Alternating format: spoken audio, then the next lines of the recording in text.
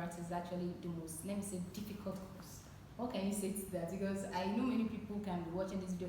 Even me, while you're saying all of this, it's now sounding strange as if I did not even take this course at all, because it's looking kind of difficult. So what kind of encouragement can you actually give to students watching this video that may feel, corporate law practice, am I sure I can even pass this and all of that?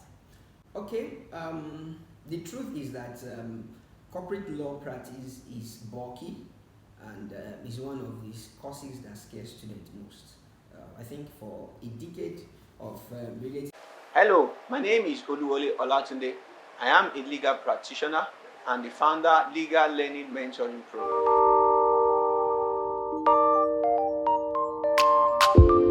I would like to tell you something. Please come closer. Closer? Do I have your attention now? All right. Legal Learning Mentoring Program is a platform for mentoring, training, and capacity building for young lawyers, law school students, and law students. The vision is to provide platforms and support systems for mentoring young lawyers towards building a successful law practice. The idea is to provide mentoring for legal practitioners at different phases of their practice through guidance, training, and access to information required for building a successful practice. We believe in mentoring the younger generation by bridging the gap between the most successful legal practitioner and the younger ones. I believe that there are lots about the practice of law not learned within the four corners of the classroom, which are required to help younger lawyers build successful practice. Most of these things are better taught practically by those who have navigated the path, built capacity, and have over time acquired experience in such area of practice. It is my firm position that mentoring brings about the best in both the mentored and the mentee. The objective of the Legal Learning Mentoring Program are: 1.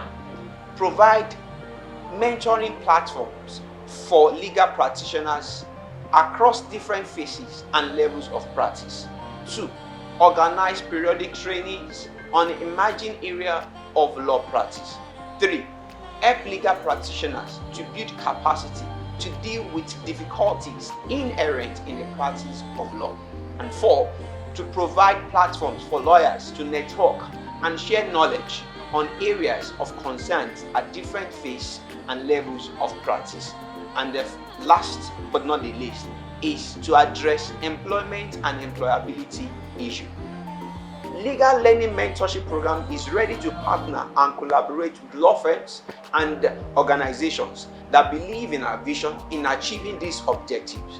We also welcome donations and support from individuals and corporate organizations. Hello everyone, welcome back to my YouTube channel. I'm super excited to have you watching this video, and I have my colleague here with me again to do this video with me. And I mentioned earlier in my previous video that this would be a series of the 5 courses that have been offered at the Nigerian Law School to actually help people, students right now, or probably this video will always be on my YouTube channel forever. So, and I just believe that when the syllabus are being reviewed or something, probably by God's grace, we don't not spare our lives, so I'll drag him back to come and do an overview again. So basically, we actually will be doing corporate law practice, and Mr. Oluwole is also will be doing this again with me. So thank you so much for doing this again with me, sir.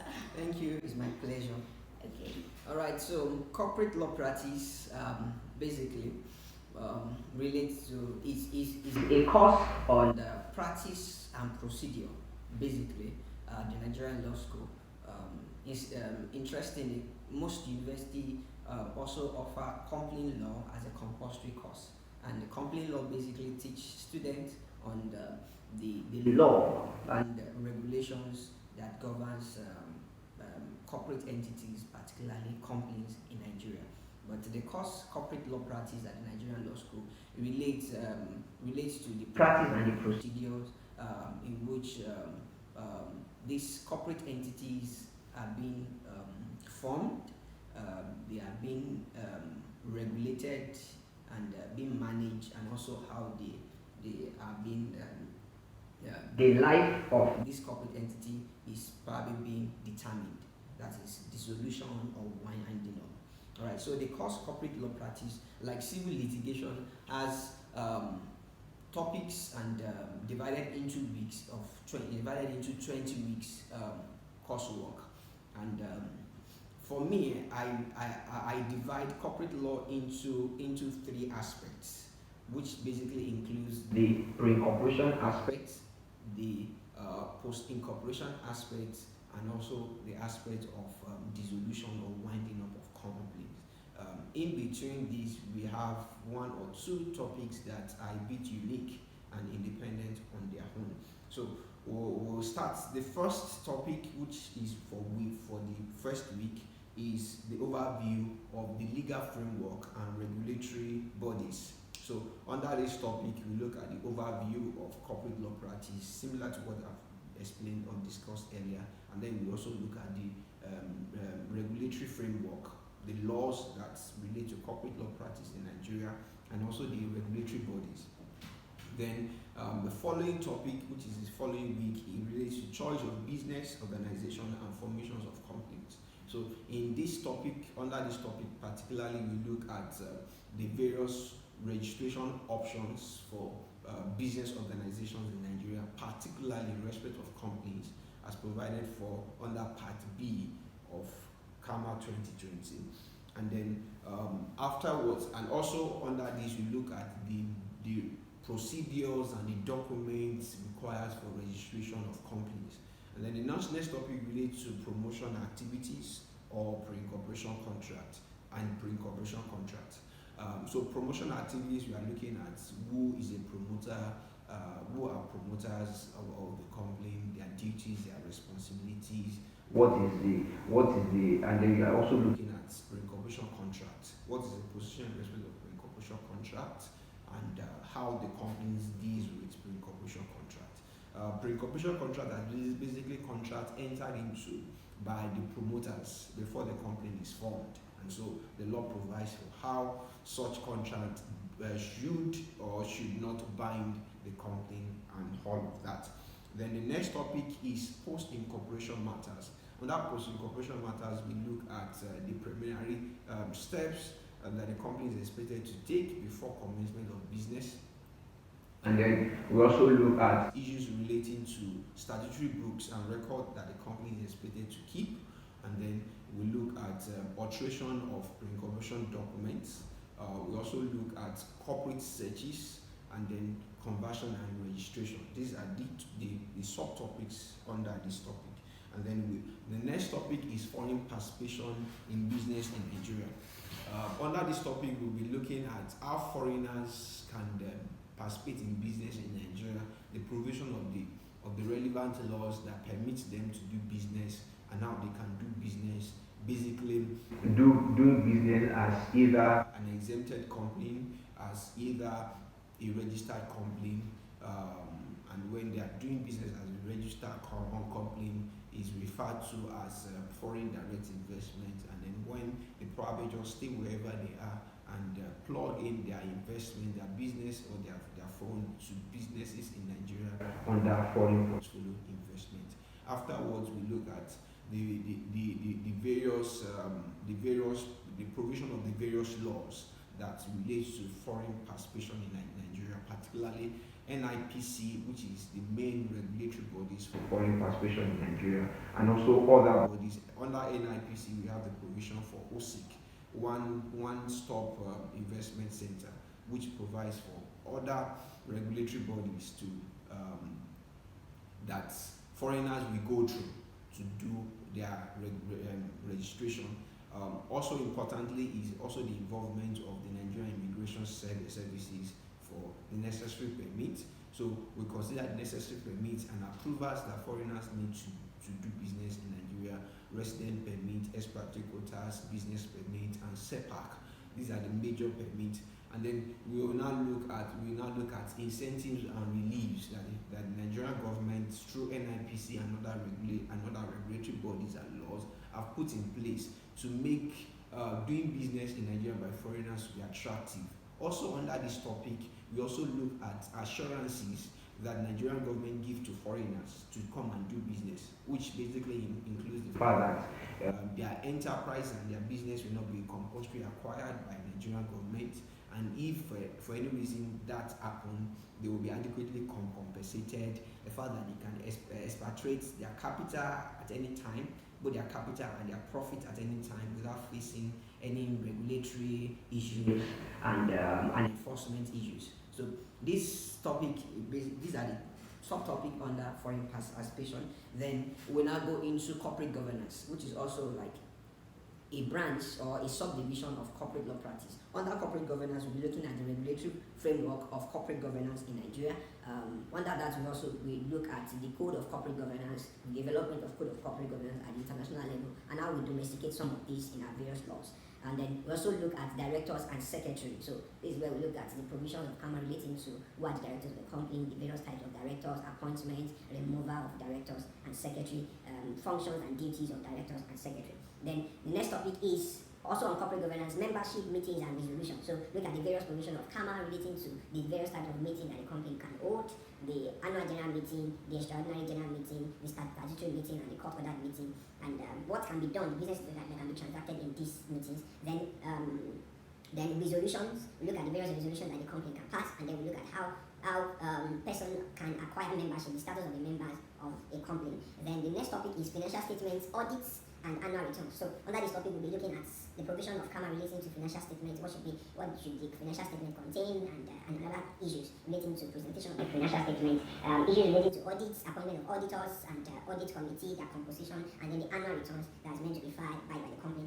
Then we'll proceed to the last topic under corporate governance, which is majority rule and minority protection rule, and then investigation into the affairs of the company. Under this topic, we look at the majority rule, which is basically the rule of democracy. The majority have their way, the minority just have their say. And then under that, we now look at the exception to the majority rule, who form the minority protection rule, and then the various actions that the minority can institute under the minority protection rule, and then it also leads to investigation into the affairs of the company. And all the actions that the minority can institute at one point or the other can also lead to either lifting the gain of the corporation or even leading to winding up of the company. And then we move to another series of topics, which is under company security. So company security. So under this we look at shares, debentures, and then enforcement of securities. What is shares, what are the various types of shares, and how the person can acquire shares in the company, and then debentures, what is debentures, what are the procedures relating to creation of debentures, and also creation of or allotment of shares, and all of that, and the enforcement of securities, what is the provision of the law in respect of that. Also under company securities, we have flotation of securities and collective investments scheme. So flotation of securities basically relate to how the company can, particularly public companies, how they can make their securities available to the members of the general public. And then collective investment scheme as it relates to investments transactions that corporate bodies can go into. Then we now go into another series of topics which relate to corporate restructuring. Corporate restructuring basically relates to how corporate entities can survive difficult situations when they are already in operation. So corporate restructuring, under that we have internal options and then we have external options. Internal options relate to options that can be done internally without being noticed or being obvious to the public. And then the external options is the options that relate to the options available to the company that will definitely be obvious. So that includes merger, acquisition, and merger, takeover, and all of that. While we have acquisition and compromise, arrangement and compromise under the internal options. Then we have companies proceedings. Companies proceedings under this as the next topic. Company proceedings relate to how you go about disputes relating to corporate entities, how you can resolve it, the various bodies that are set up by the law to settle or to adjudicate over companies' disputes. And then we now look at corporate insolvency, and then companies' voluntary arrangement, and also receivership. This relates to issues issues relating to insolvency, inability of the company to pay its debt, and then the procedure open to maybe the venture holders and other people that the company is indebted to. And then afterwards is winding up and dissolution of companies. Now, all of this that we have discussed relates to companies alone, which is basically under Part B of CAMA 2020. And then we now have two separate topics that relate to the other parts of business organizations that we have under CAMA, which includes business name and partnership registration, business name and partnership, so their registration and all of that. Under the new CAMA, we have business name, we have limited liability partnership, we have different formation of partnership, and then we also have non-business organization, which relates to incorporated trustee. So these are the topics under corporate law practice. Thank you so much, sir. Thank you so much. There's one thing, like a lot of people have the opinion that corporate law practice is actually the most, let me say, difficult course. What can you say to that? Because I know many people can be watching this video. Even me, while you're saying all of this, it's now sounding strange as if I did not even take this course at all, because it's looking kind of difficult. So what kind of encouragement can you actually give to students watching this video that may feel, corporate law practice, am I sure I can even pass this and all of that? Okay, the truth is that corporate law practice is bulky and is one of these courses that scares students most. I think for a decade of relating to law school students, I heard this every year. But my advice is that students should firstly understand the nature of the course. It relates to procedure. And one interesting thing about procedural courses everywhere is that there are certain procedures that are actually interrelated. Some procedures are just the same with just maybe one or two differences. So I teach students I advise students to learn the procedure differently and also look at the similarities and the differences. So with that, you are just doing probably the initial reading to identify the various procedures, and then you'll be able to harmonize this in respect of this. These are the similarities, these are the differences, and that. And I must commend law school for the review they did to the outline of corporate law practice post 2022 CAMA, because it has actually streamlined the whole thing. So we now have, like I said, every aspect of company law from like first week to like second to the last week relate to companies. So you know that you are dealing with companies, and then the second to the last, and then the last relate to business name and incorporated trustee. So it's something easier. Lastly, students should remember that you have to pass all the 5 courses. Exactly. So corporate law is not as difficult as it seems to be. Just take it a step at a time, and you discover that you are able to navigate your path through it. Okay, thank you so much. Just stick to that advice, because the only thing we can do for you is to pray for you. Okay, so just do your part and study hard. So if you enjoyed this video, do not forget to share the link with your friends, anyone that you know that this will actually be of benefit to. So please do also like, subscribe to this YouTube channel, and if you have any questions, do not hesitate to actually drop a comment in the comment section. We will see you in another video. Bye.